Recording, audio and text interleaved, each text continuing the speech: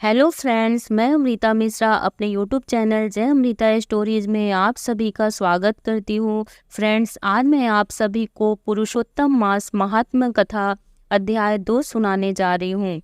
सूत जी बोले, राजा परीक्षित के पूछने पर भगवान सुख द्वारा कथित परम पुण्यप्रद श्रीमद् भगवत सुखदेव जी के प्रसाद से सुनकर और अनंतर राजा का मोक्ष भी देखकर अब यहाँ यज्ञ करने को उद्यत ब्राह्मणों को देखने के लिए मैं आया हूँ और यहाँ यज्ञ में दीक्षा लिए हुए ब्राह्मणों का दर्शन कर मैं कृतार्थ हुआ। ऋषि बोले, हे साधो, अन्य विषय की बातों को त्याग कर भगवान कृष्ण द्वयापन के प्रसाद से उनके मुख से जो आपने सुना है वही अपूर्व विषय। हे सूत, आप हम लोगों से कहिए। हे महाभाग, संसार में जिससे परे कोई सार नहीं है, ऐसी मन को प्रसन्न करने वाली और जो सुधा से भी अधिकतर हितकर है, ऐसी पुण्य कथा हम लोगों को सुनाइए।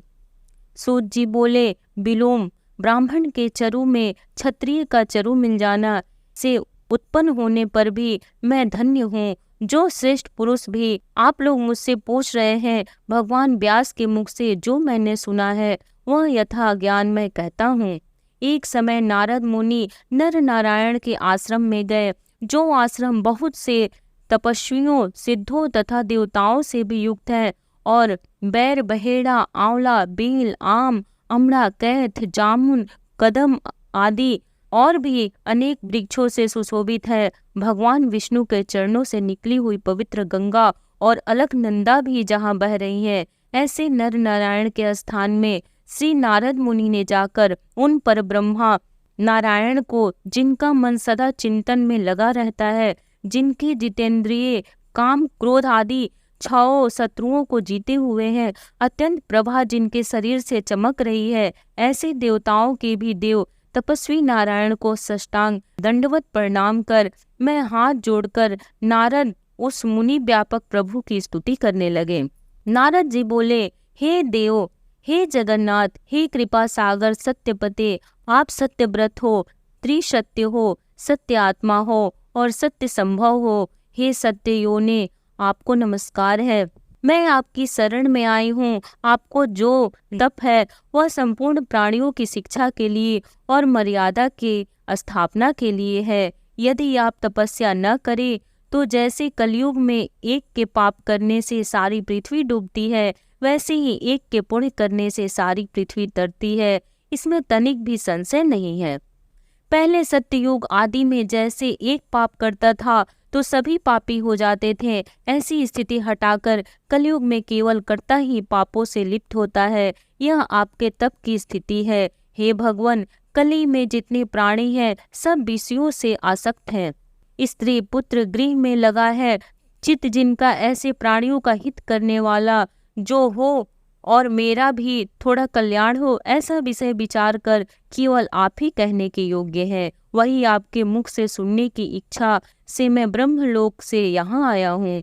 आप ही उपकार प्रिय विष्णु हैं, ऐसा वेदों में निश्चित है। इसीलिए लोकोपकार के लिए कथा का सार इस समय आप सुनाइए, जिनके श्रवण मात्र से निर्भय मोक्षप्रद को प्राप्त करते हैं। इस प्रकार नारद जी का वचन सुन भगवान ऋषि आनंद से खिलखिला उठे और भुवन को पवित्र करने वाली पुण्य कथा आरंभ की। श्री नारायण बोले, हे नारद, गोपों की स्त्रियों के मुख कमल के भ्रमर, रास के ईश्वर, रसिकों के आभरण, वृंदावन बिहारी, ब्रज के पति आदि पुरुष भगवान की पुण्य कथा को कहता हूँ, जो निमेष मात्र समय में जगत को उत्पन्न करने वाले हैं। उनके कर्मों को हे वत्स इस पृथ्वी पर कौन वर्णन कर सकता है। हे नारद मुने, आप भी भगवान के चरित्र का सरस सार जानते हैं और यह भी जानते हैं कि भगवत चरित्र वाणी द्वारा नहीं कहा जा सकता, तथापि अद्भुत पुरुषोत्तम महात्मा आदर से कहते हैं। यह पुरुषोत्तम महात्मा दरिद्र और वैधव्य को नाश करने वाला, यश का दाता एवं सत्पुत्र और मोक्ष को देने वाला है, अतः शीघ्र ही इसका प्रयोग करना चाहिए। नारद बोले, हे मुने, पुरुषोत्तम नामक कौन देवता है, उनका महात्म्य क्या है, यह अद्भुत सा प्रतीत होता है, अतः आप मुझसे विस्तार पूर्वक कहिए। सूत जी बोले, श्री नारद का वचन सुन नारायण क्षण मात्र पुरुषोत्तम में अच्छी तरह मन लगाकर बोले। श्री नारायण बोले, पुरुषोत्तम यह मास का नाम जो पड़ा है वह भी कारण से युक्त है। पुरुषोत्तम मास के स्वामी दया सागर पुरुषोत्तम ही है, इसीलिए ऋषिगण इनको पुरुषोत्तम मास कहते हैं। पुरुषोत्तम मास के व्रत करने से भगवान पुरुषोत्तम प्रसन्न होते हैं। नारद जी बोले, चैत्रादि मास जो है वे अपने अपने स्वामी देवताओं से युक्त है, ऐसा मैंने सुना है, परंतु उनके बीच में पुरुषोत्तम मास का नाम नहीं सुना है। पुरुषोत्तम मास कौन है और पुरुषोत्तम मास के स्वामी कृपा के निधि पुरुषोत्तम कैसे हुए? हे कृपा निधे, यह आप मुझसे कहिए। इस मास का स्वरूप विधान के सहित हे प्रभु कहिए। हे सत्यपते, इस मास में क्या करना, कैसे स्नान करना, क्या दान करना, इस मास का जप पूजा उपवास आदि क्या साधन है? कहिए, इस मास के विधान से कौन देवता प्रसन्न होते हैं और क्या फल देते हैं? इसके अतिरिक्त और जो कुछ भी तथ्य हो वह हे तपोधन कहिए। साधु दिनों के ऊपर कृपा करने वाले होते हैं, वे बिना पूछे कृपा करके सदुपदेश दिया करते हैं।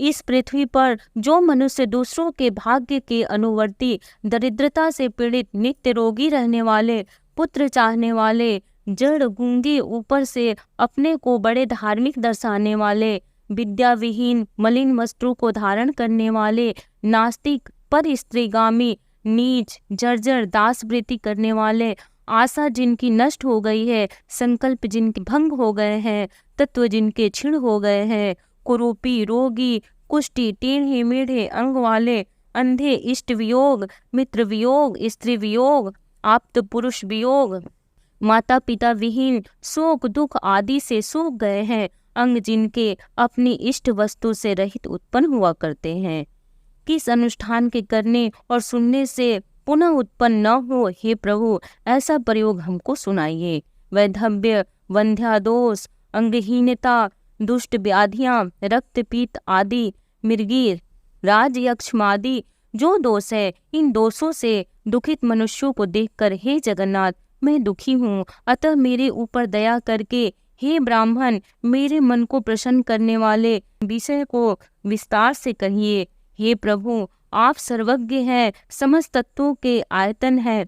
सूर्य जी बोले, इस प्रकार नारद के परोपकारी मधुर वचनों को सुनकर देव नारायण चंद्रमा की तरह शांत महामुनि नारद से नए मेघ के समान गंभीर वचन बोले। ओम नमो भगवते वासुदेवाय नमः। फ्रेंड्स, दूसरा अध्याय समाप्त हुआ। अब तीसरा अध्याय सुनने के लिए प्लीज मेरे चैनल पे बने रहिएगा। जय श्री कृष्ण, राधे राधे। ओम नमो भगवते वासुदेवाय नमः। फ्रेंड्स, यदि आपको ये कथा पसंद आए तो प्लीज लाइक कर दीजिए, शेयर कर दीजिए, चैनल को सब्सक्राइब कर दीजिए, बेल नोटिफिकेशन को प्रेस कर दीजिए, ताकि जब भी मैं कोई नई वीडियो अपलोड करूं इसकी नोटिफिकेशन सबसे पहले आपको मिले। ओम नमो भगवते वासुदेवाय नमः।